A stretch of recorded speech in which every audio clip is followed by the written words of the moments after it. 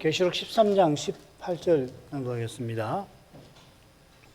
지혜가 여기 있으니 총명 있는 자는 그 짐승의 수를 세어보라. 그 수는 사람의 수니 666이니라. 둘째 짐승이 땅에서 올라옵니다. 그는 어린 양같이 두 뿔이 있는데 용처럼 말합니다. 얼른 보기에 죽임당하신 어린 양보다 더 어린 양 같습니다만 실은 어린 양을 삼키려던 용이 세상과 교회를 미혹하는 일에 특별히 쓰는 용의 종입니다. 거짓 선지자죠. 이 장면에서 요한 사도는 둘째 짐승이 행한다, 현재 시제로 4번, 거기에 대해서 미혹한다, 역시 현재 시제로 한 번 더 써서 이 둘째 짐승이 용처럼 말하는 게 어떤 일인가를 잘 드러냅니다. 그는 용이 가장 욕망하는 일에 첫째 짐승과 함께 용을 섬깁니다. 그 일은 평생 죽기를 두려워하는 인생들로 하나님 떠나 멸망에 떨어지게 하는 일인데, 특별히 하나님을 믿노라 하는 이들이 하나님을 대적하게 하는 일입니다. 자, 이 주제가 이 둘째 장면의 가운데 둘째 부분 12절부터 15절에서 집중적으로 다루어집니다. 오전에 14절 전반부 주로 살폈는데 이제 남은 부분 생각을 이어하십시다. 둘째 짐승이 땅에 거하는 자들을 미혹해서 첫째 짐승을 위하여 우상을, 형상을 만들라 지시했지요. 14, 15절 다시 한번 읽겠습니다.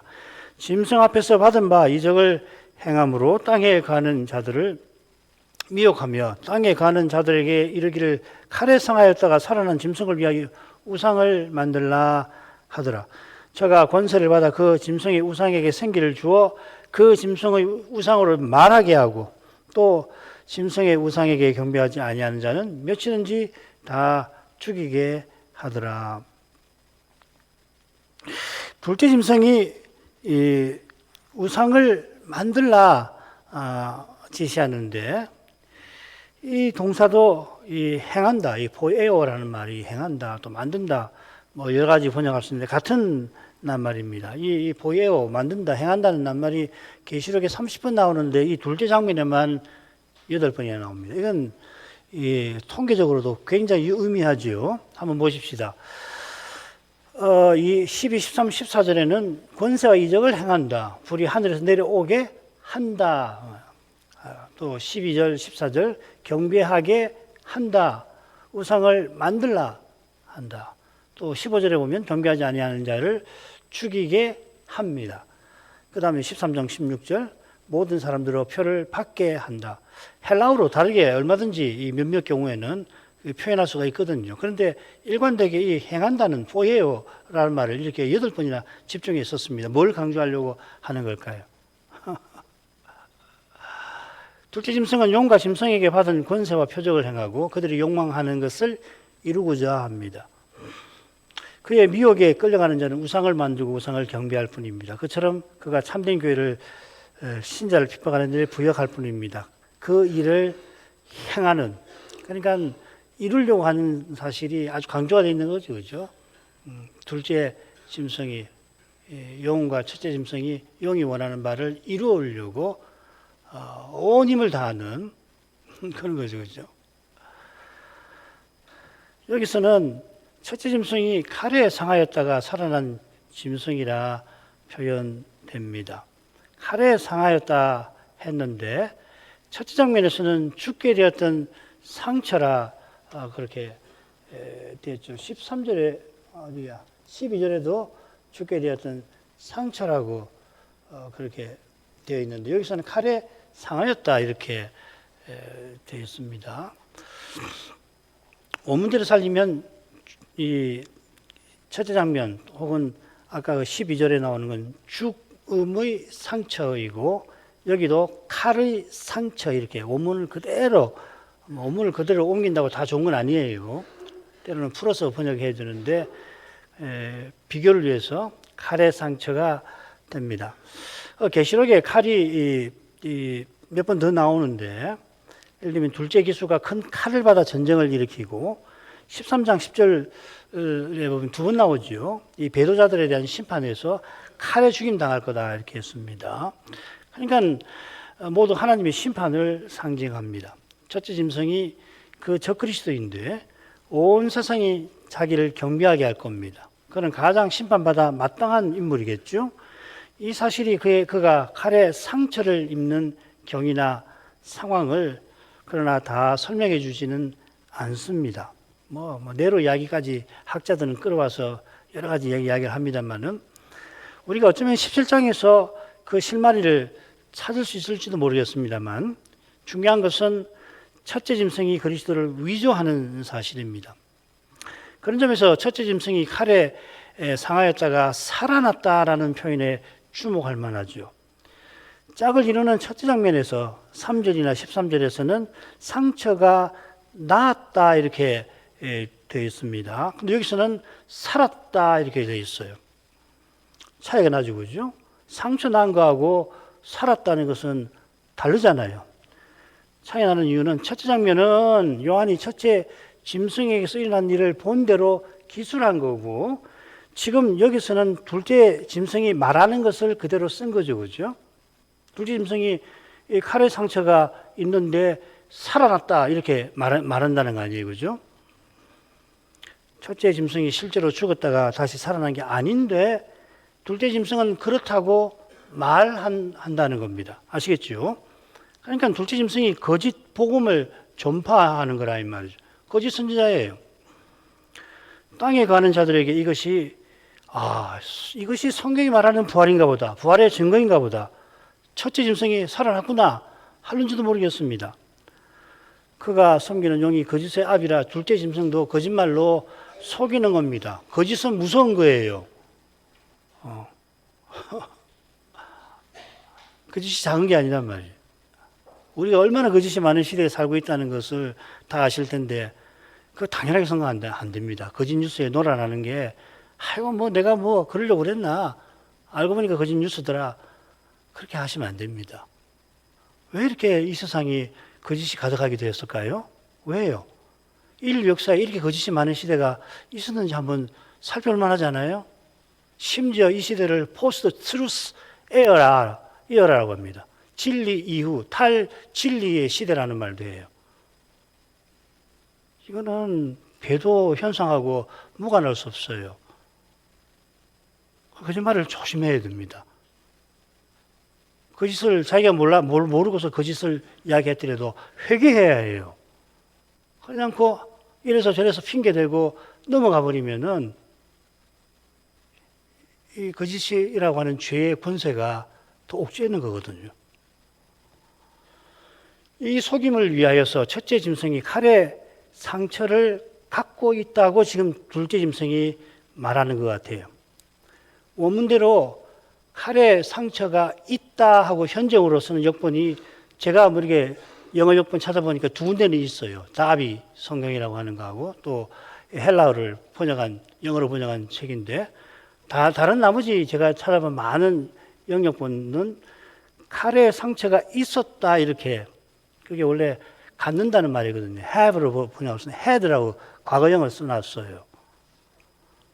둘째 짐승이 첫째 짐승의 몸에 있는 상처를 가리키면서 상처를 갖고 있거든요. 첫째 짐승에게 상처가 있어요. 칼의 상처가 있는데 그걸 가리키면서 부활했다. 그렇게 말하는 거 아닐까 저는 짐작해 보았습니다.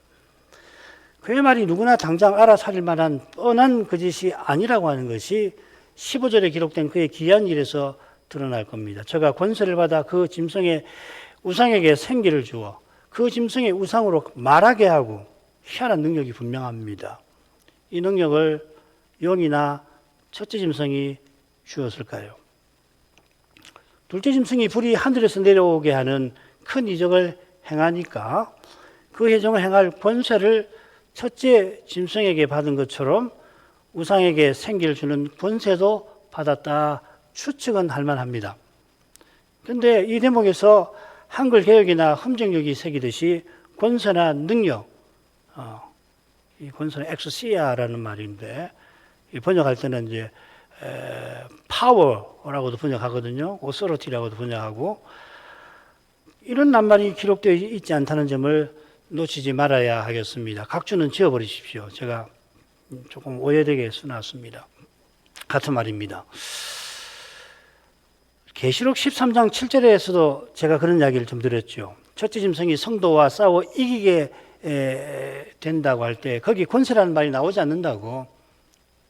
그러니까 성도와 싸워서 이기는 것이 용이 마음 먹으면 이길 수 있는 일이 아니에요. 하나님이 허락하시지 않으면 못 이기는 거라고요. 마찬가지로 여기 보면 짐승의 우상에게 경배하지 아니하는 자는 몇이든지 다 죽이게 하는 이런 권세나 권한이 용이나 첫째 짐승에게 있습니까? 없어요. 하나님이 이런 권세를 주신 일이 없다고요. 하나님이 허락하시지 않으면 불신자는 물론이고 특별히 신자의 생명을 앗아갈 수가 없습니다. 욥기 1, 2장이 생생한 증거 아니에요? 이 점과 조금 다를 수 있습니다만은 짐승의 우상에게 생기를 주어 말하는 것도 용이나 첫째 짐승이 가진 특별한 권세에 속한 게 아니라고 말하는 것 같아요. 사실 현대 과학기술로도 그런 비슷한 일이 얼마든지 가능할 것 같아요. 지금 우리가 이상한 시대를 살아가고 있지 않습니까? AI, 로봇, 등등, 홀로그램, 별의별 기술이 지금 다 이미 개발이 되고 더 발전할 상태니까요. 그런 걸 이야기하는가? 잘 모르겠어요. 그러니까 그런 거다. 과학기술을 이용한 걸 거다. 그렇게 추적하거나 단정할 필요는 없겠다고 생각합니다. 다만 적그리스도 시대에 말씀의 빛을 보지 못하는 이는 거기에 혹해서 이 둘째 짐승의 거짓 교훈을 따르지 않을 수 없을 만한 일들이 분명히 일어날 거라고 하는 겁니다. 그처럼 첫째 짐승의 우상을 경배하지 않은 자는 누구라도 죽임당하는 그런 끔찍한 일이 역사에서 일어나고야 만다 하셨습니다. 이런 핍박은 역사에 유례가 없는 겁니다. 로마 제정 시대에 황제 숭배를 거부하던 교회들과 신자들이 많은 황제들의 잔인한 핍박에 실로 많이 죽음을 당했죠. 10명의 황제를 흔히 꼽기도 합니다. 10명의 황제들이 계속해서 거의 이런 핍박을 했습니다. 오랜 세월 그래서 2세기부터 4세기까지 신자들이 이 카타콤베라고 하는 공동 이 무덤에 들어가서 예배를 드려야만 하고 거기 살기도 하고 그랬죠. 또 16세기 바로 톨로메오 이 축일이라고 하는 그 시기에 로마 가톨릭 교회가 많은 프랑스 이 개혁 신자들, 위그노들을 학살하기도 했습니다. 학살된 숫자가 좀 다른데 작게 잡으면 2만 명 이상이 학살을 당했습니다. 20세기 들어 일본 제국주의가 한국의 많은 신자를 핍박하고 또 죽였습니다.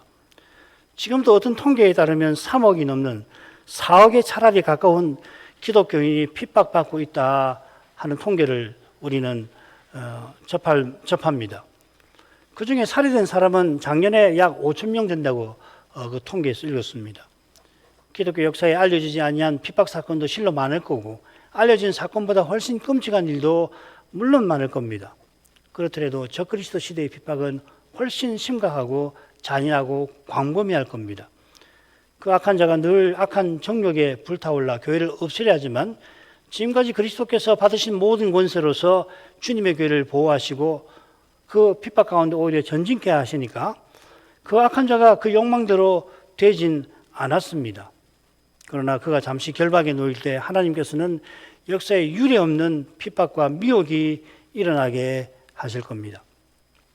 하나님이 잔인하셔서 그래 하시는 게 아니라 죽음과 죄의 권세가 그만큼 잔인해서 인간의 이성과 경험을 훌쩍 넘어서는 정도로 잔인해서 이렇게까지라고 말해도 거기서 끝나지 않고 더 극악하게 될 정도로 잔인해서 그런 권세를 완전히 제거하려고 하나님은 이런 방식을 내시는 거죠. 영원한 나라의 죄와 죽음의 권세가 먼지 한 점도 없게 하려고 그리 하실 겁니다. 욥기를 보면 그렇게까지 욥을 고난받게 하시는 뜻을 우리가 가히 헤아리기 힘들다는 것을 느낍니다. 본문을 읽으면 읽을수록 욥이 받는 고난이 얼마나 심한가 하는 걸 친구들이 그를 핍박하는 걸 보면 야 이건 참사는 마귀보다 심하지 않나 할 정도로 말이죠. 어떻게 헤아리겠습니까? 성경을 보고서 그렇구나 짐작할 뿐이지. 사실 욥의 고난이 아무리 크고 우리의 생각을 넘어선다 하더라도 설마 우리 주님의 고난에 견주겠습니까? 요컨대 하나님이 우리의 죄를 사하시려고 자기 아들을 십자가에 내어주신 사랑은 어디에도 없고 아무 때도 없습니다. 무엇보다 하나님의 아들께서 그저 죄 없는 순결한 인간에 불과하신 게 아니라 그분은 성부와 동등하신 하나님이시지 않습니까? 놀랍게도 예수님께서 하나님의 그 권세를 속죄제 되시는 거기에 쓰셨다고 빌립보서 2장 6절 이하에서 교훈하지 않습니까? 그만큼 우리의 죄, 내 죄의 책임이 그만큼 무거운 것입니다. 예수 믿고 모든 죄 사함 받았다 땡 할 수 있는 게 아니에요. 겟세마네에서 예수님께서 할 수만 있다면 이 잔을 내게서 지나가게 하옵소서 하실 만큼 무겁습니다. 그 무엇으로도 이 무거운 죄책을 없애지 못합니다. 심지어 단 하나의 죄를 지었다 하더라도 그 죄의 값도 근본에서 다르지 않습니다. 성경의 계시에 따르면 예수의 피로만 사함받습니다. 더욱이 사함받되 완전히 사함받습니다. 이것이 믿음으로 어렵다 하신다는 이 진리의 중요한 내용 중 하나입니다. 다른 하나는 이제 우리가 제사장이 되어서 하나님께 영원히 나갈 자격을 얻었다 하는 것입니다. 그처럼 하나님께서 우리들어 영원히 자기에게 다가오게 하시려고 지금 그리스도들어 우리와 함께 고난받으라 하셨습니다. 여기에 그리스도의 십자가와 더불어 거룩한 신비가 나타납니다.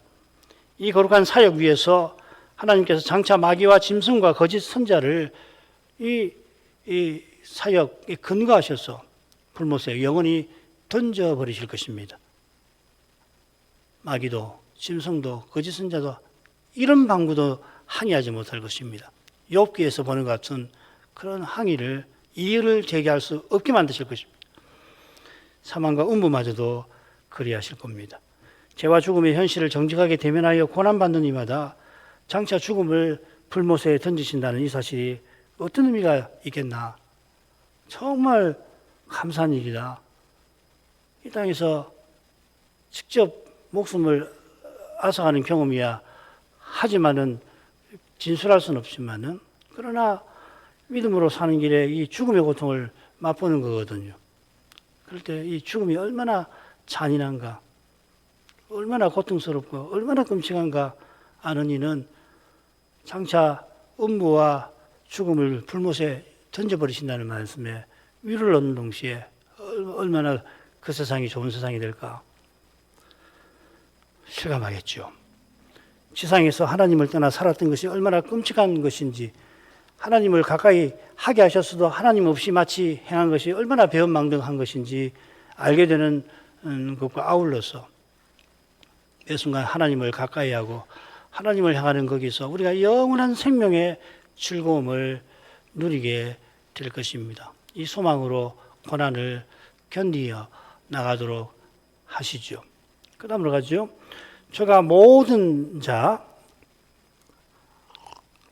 곧 작은 자나 큰 자나 부자나 빈궁한 자나 자유한 자나 종들로 그 오른손에나 이마에 표를 받게 하고 누구든지 이 표를 가진 자 외에는 매매를 못하게 하니 이 표는 곧 짐승의 이름이나 그 이름의 수라. 둘째 짐승은 이어 모든 사람들로 표를 받게 합니다. 이 표를 오른손이나 이마에 받습니다.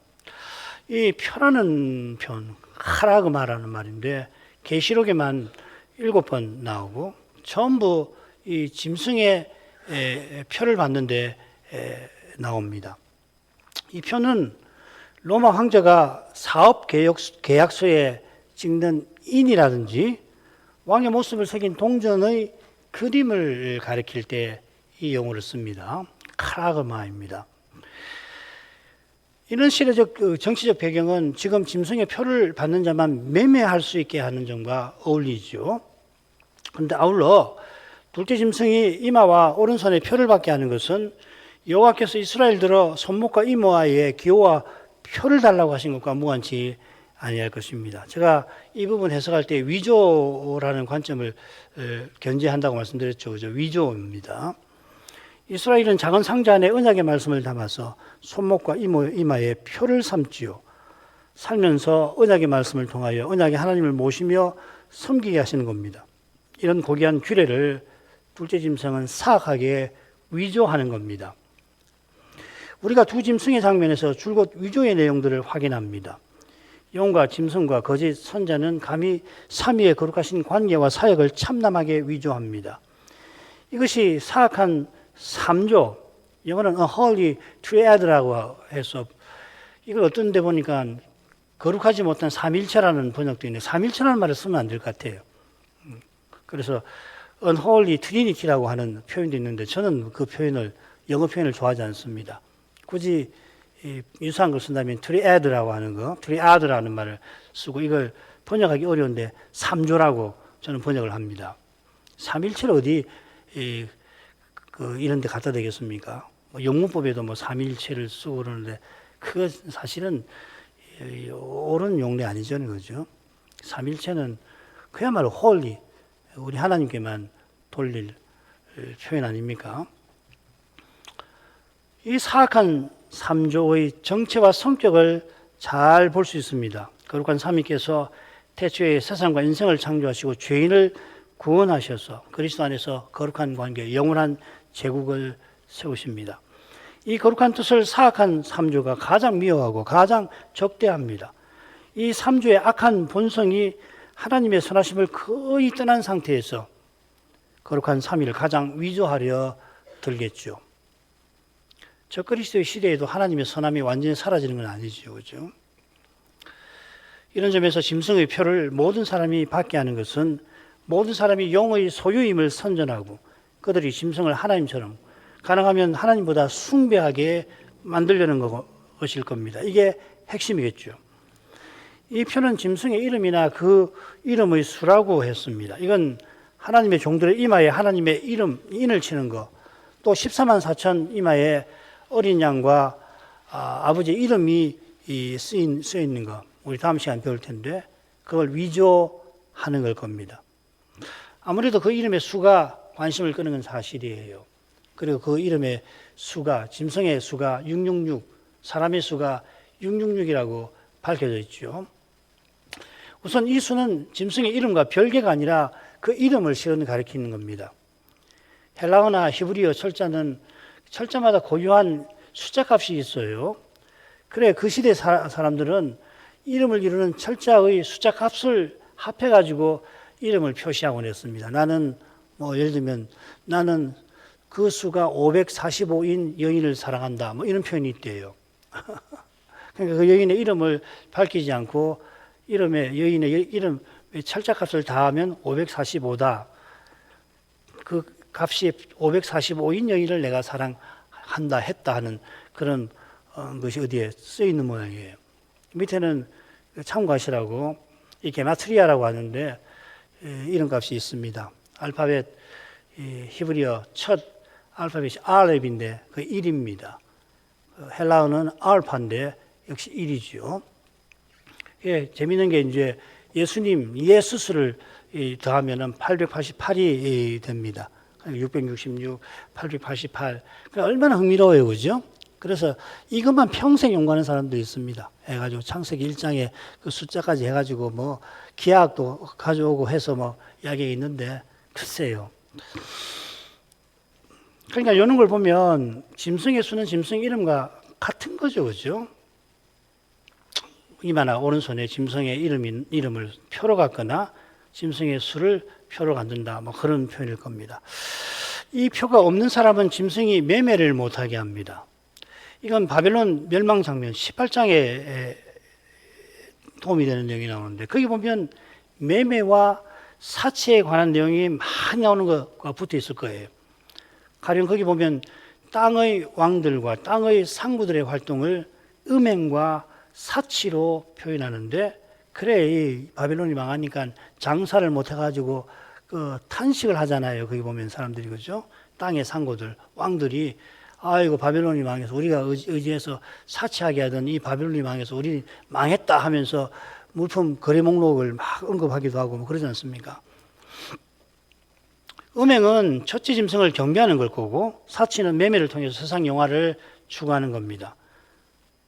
땅의 왕과 상고만 아니라 바다의 선장과 선원들도 바벨론으로 인해서 사치하는데, 바벨론이 망하니까 땅의 왕들과 상고들처럼 두려워하며 탄식하죠. 이제 매매를 못하게 돼서 우리 망했다 이렇게 되는 거죠. 땅에 거하는 자들이 사치와 쾌락을 바라고 기꺼이 표를 받습니다.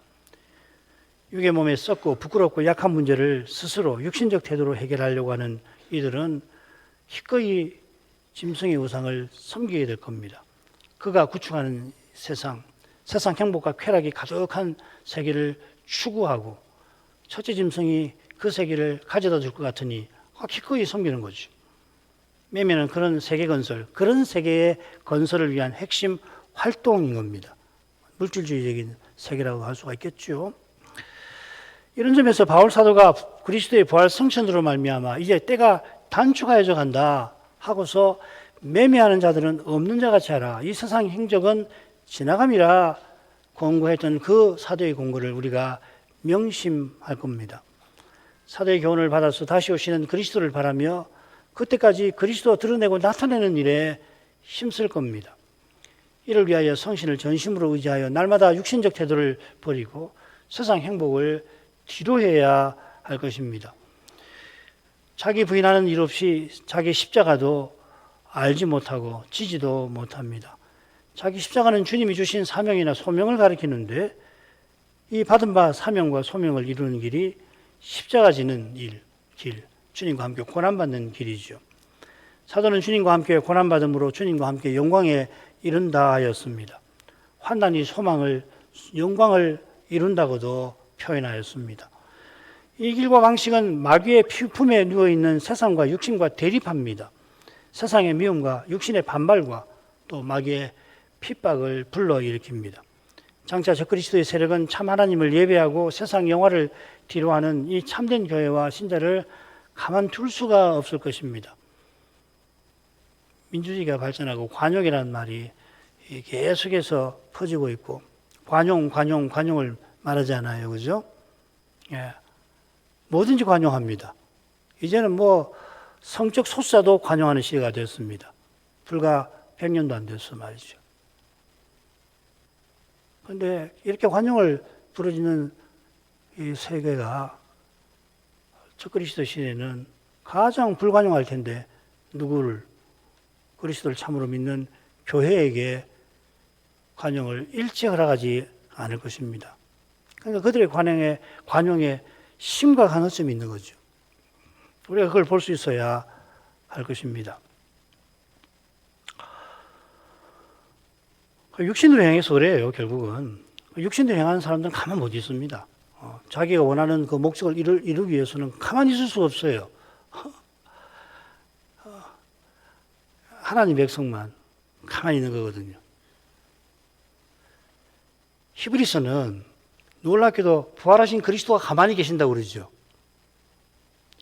10장 13절에. 물론 7장 25절에서는 기도하신다고 이야기했고, 그 다음에 10장 13절에서는 짝을 이루는 거기에서는 아버지께서 자기 원수를 발등상되게 하실 때까지 기다리신다 하셨습니다. 가만히 계시는 거예요. 나서지 않으신다고요.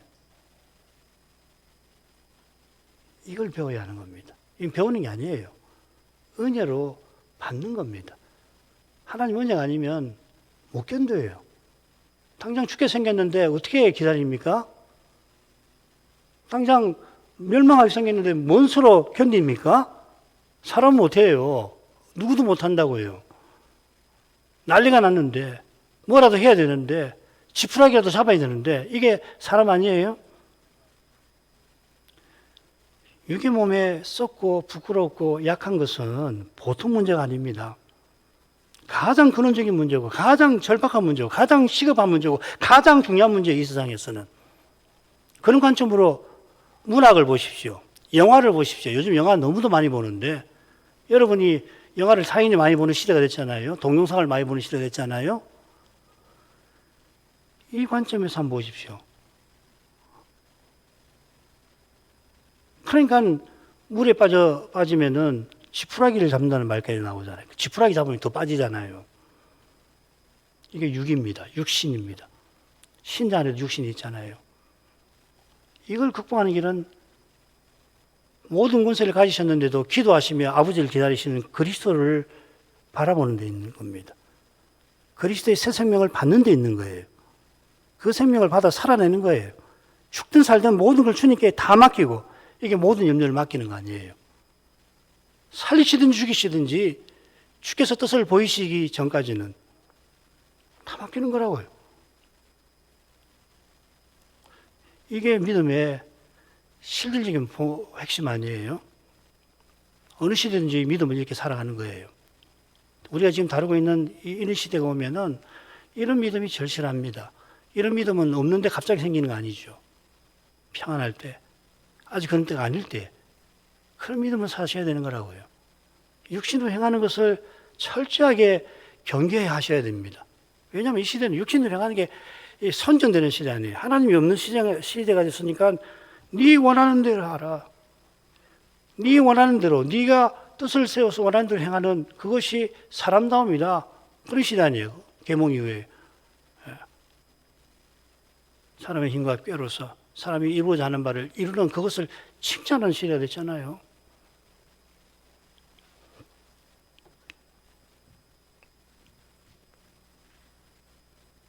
그런 점에서 이 매매를 못하게 한다는 말 참 생각해 볼 만할 겁니다. 18장에 가서 좀 더 제가 설명을 그때 할 겁니다. 여기 이제 소위 혼인 문제라든지, 그 다음에 몇 가지 문제가 있는데, 이런 문제는 18장 가서 제가 좀 더 설명을 하겠습니다. 18장 하게 된다면은, 하나님 허락하시면은, 거기 가서 우리가 공부를 좀 해보도록 하죠. 매매하지 못하지만은, 그건 자기네 세상에서 못 살게 하는 거죠. 매매하게 하지 못하게 하나, 사도의 권면대로 매매하는 자인데 매매할 것 없는 자 같이 하는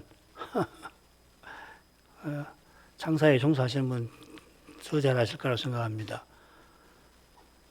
이는 참된 믿음을 결코 막지 못할 것입니다. 참된 믿음은 예수의 피와 자기 증거의 말씀을 인하여 죽을지라도 짐승을 경배하지 아니할 것입니다. 이 믿음은 그런 시절이 들이닥치기 전에 이미 그리스도를 위해서 무엇이든지 버리려 할 겁니다. 내게 사는 것이 그리스도시니 죽는 것도 유익하다고 고백합니다. 이 믿음이 절실한 시대를 우리가 살아가고 있다고 말씀드립니다. 18절로 가겠습니다. 지혜가 여기 있으니 총명 있는 자는 그 짐승의 수를 세어보라. 그 수는 사람의 순이 666이니라. 18절은 여기라는 말, 여기에라는 말, 호대라는 말로 시작되는데, 이 낱말이 계시록이 5번 더 나옵니다. 모두 6번 나오는 거죠. 4장 1절과 11장 12절에는 이상 중에서 요한들은 1위로 하늘로 올라오라 합니다. 그리고 4번은 굉장히 서로 짝을 이룹니다. 13장 10절, 14장 12절, 성도의 인내와 믿음이 여기 있다. 그러니까 성도의 인내와 믿음을 촉구하는 이야기죠. 여기 있다 이야기. 성도의 인내와 믿음을 발휘하라 이 말이죠, 그죠? 그리고 13장 18절과 17장 9절에서는 지혜가 여기 있다. 그리고 여기 총명이란 말이 계시록에 2번 나오는데, 여기 지혜가 여기 있다라고 하는 이 구절에 총명이란 말, 누스라는 말이 2번 나옵니다. 그러니까 굉장히 의도적인 것이죠. 사도가 말씀을 받는 교회와 신자를 향해서 지혜와 총명을 촉구하면서 여기를 말하는 겁니다. 또 성도의 인내와 믿음을 언급하면서 역시 여기를 말하지요. 사도가 바라는 지혜와 총명이 사도가 주목하게 하는 인내와 믿음과 무관할 리가 없겠지요. 이는 두 짐승의 첫째 장면과 둘째 장면 각각 끝에 여기를 언급한 의중과도 붙어 있을 겁니다. 이건 지난번 말씀을 제가 드렸습니다. 줄거리가 이렇게 의도적으로 짜여 있는 거라고 서로 연결해서 볼 수밖에 없지요. 또 봐야 되지요. 계시록에 지혜가 4번 나옵니다. 2번은 하나님과 어린 양께 찬송하며 돌리는 7가지 덕 중에 하나입니다. 죽임 나가신 어린 양이 언약을 이루어 성천하실 때, 하나님이 구원을 다 이루어 주실 때에 거기 드러난 하나님과 그리스도의 지혜를 천사들이 찬송하는 겁니다. 다른 2번은 여기가 언급된 데만 나옵니다. 17장에는 첫째 짐승에 관한 신비한 내용, 머리가 5은 없고 그런 내용이 있잖아요, 그죠? 그래서 지혜 있는 뜻을 촉구합니다. 여기 이제 총명이라는 말이 나오는데 뜻이라고 번역했습니다. 지혜 있는 총명을 촉구합니다. 여기도 짐승의 수에 관해서 언급하면서 총명 있는 자에게 지혜를 촉구합니다. 이 지혜는 짐승의 수가 무엇을 가리키는지 알고 분별하는 지식이겠죠. 계시록 2장면에 나온 활동들을 벌이는 어떤 인물이 그 이름의 숫자 값을 계산해서 666이 된다고 하는 것을 안다고 하십시다. 그 수를 안다고 해서 저절로 짐승의 이적과 미혹과 협박을 식별하고 이길 수 있을까요? 아, 이게 666이구나. 이름을 보니까 이 히브리어나 헬라어나 히브리어나 헬라어나 네로 같은 경우는 억지로 히브리어로 옮겨가지고 660을 만드는데 안 되지요, 잘. 그거 안다고 해서 식별하고 이길 수 있습니까? 조금 다를지 모르겠습니다만은 바코드를 손에 새긴다든지 요즘에는 그 베리 칩이라고 그러죠, 그죠? 생체 칩을 몸에다 심었다고 해서 저절로 짐승을 경배하게 됩니까? 예, 양보해서 그런 칩을 이용해서 적그리스도가 혹시 어떤 그 칩을 에다가 전기 작용을 해가지고서 사람의 의식을 제어해가지고서 강제로 그냥 완전히 노예처럼 돼가지고서 이 형상 앞에 절했다고 해서 그게 하나님이 미워하시는 우상 숭배라고 하겠습니까? 하나님께서 그렇게 우상 숭배해서 너 영원히 멸망하라 하시겠습니까? 제가 믿는 하나님 그렇게 하실 것 같지 않아요. 참된 죄는 무엇보다 하나님께서 원수인 우리를 구원하려고 자기 아들을 아끼지 않고 내어주신 그 사랑을 깨닫는 데 있을 것입니다. 고린도전서 1장 16절 이하의 십자가에도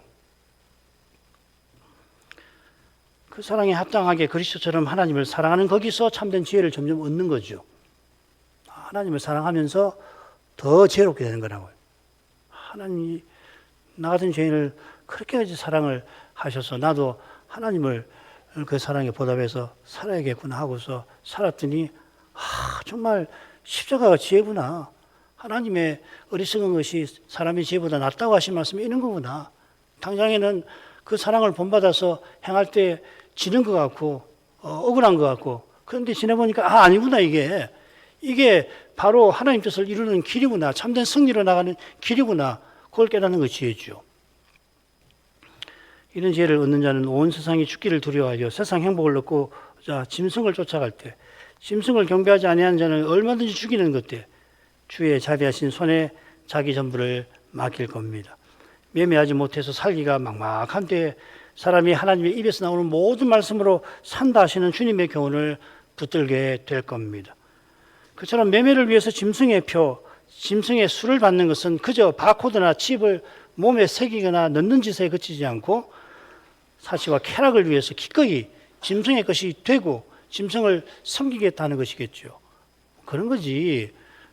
바코드 하나 새겼다고 해서 무지한 것이죠. 사실은 이런 이야기 안 하려고 했는데 워낙 그런 거 선전하는 사람들이 많고 우리 기차역 같은 역전에서 보면은 이상한 표를 세워서 막 그 선전하는 사람도 있어서 굳이 말씀을 드립니다. 얼마나 허망한 일이에요.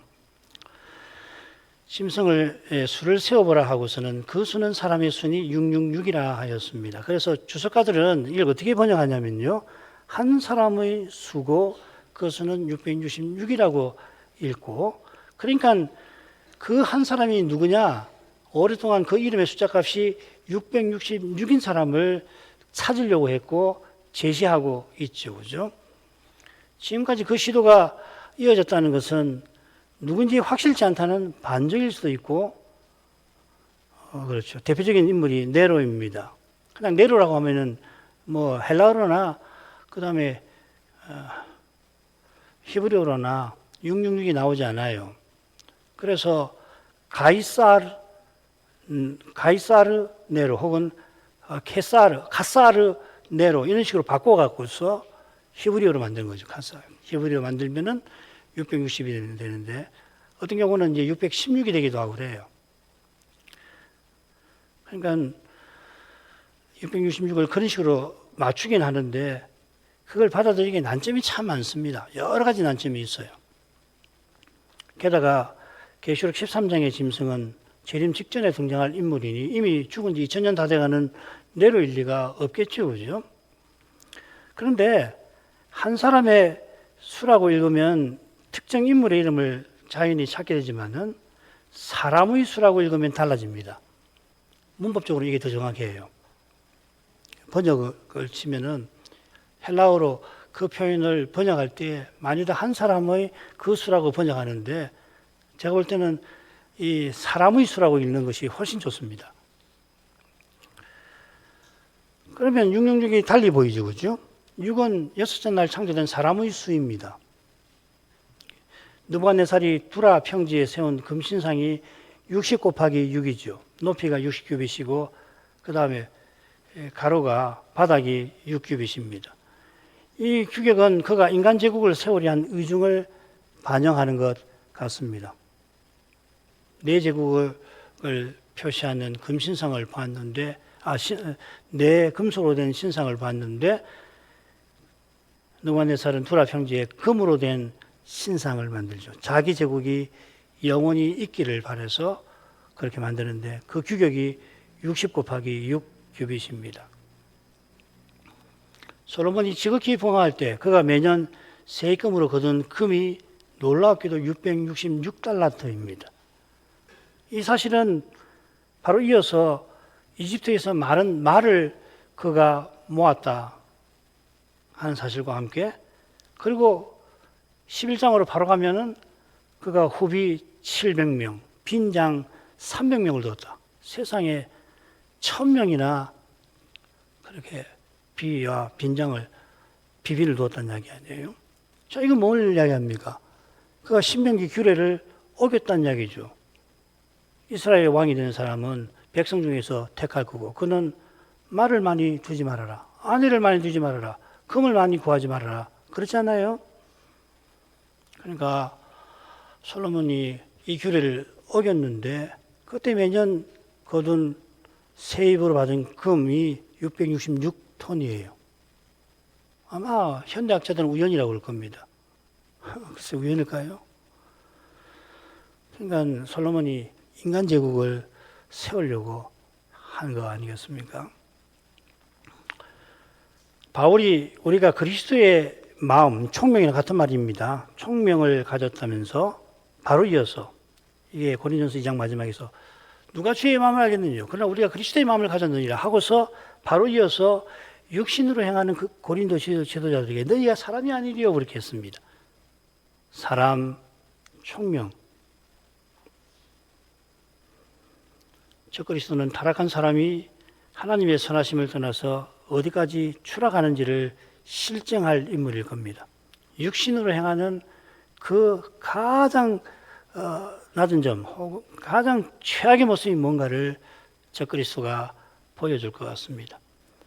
이는 그리스도의 마음을 가진 자, 성신과 말씀을 통해서만 제대로 분별할 수가 있고 그리스도를 전심으로 모시는 이만이 저 교묘한 미혹과 악랄한 핍박을 견딜 수 있을 겁니다. 이만큼 하죠. 아버지여 둘째 짐승이 첫째 짐승을 어떻게 경배하게 할 것인지 소상하게 일러주셔서 감사드립니다. 이렇게 일러주셔도 저희가 미구한 탓에 게다가 일어날 일이 장래에 속한 일인 까닭에 얼마나 저희가 성신의 감화를 구해야 할지 모를 수 없습니다. 이런 말씀이 있어도 장차 적그리스도가 등장할 때 기독교 신학자들, 목사들 또 열심히 있다고 하는 종교인들이 기독교 종교인들이 앞장서서 그를 숭배하고 나갈 것을 모를 수가 없겠나이다. 이미 역사를 통하여 흐르는 주리의 신학과 신앙에서 얼마나 많은 교회가 이탈되어 있고 또 얼마나 심각하게 이탈되어 있는지 실은 이 주리의 신학과 신앙이 역사 내내 오직 은혜로만 이어받고 전해지는 그것을 저희가 모를 수 없나이다. 아버지여 인생이 한낱 인생이 어떤 존재인지 말씀에서 터득하게 해주시고 사람으로 행치 말고 새 사람 그리스도로 행하는 새 사람으로 행하기를 소원하고 추구할 수 있게 하옵소서. 예수님 이름으로 기도합니다. 아멘.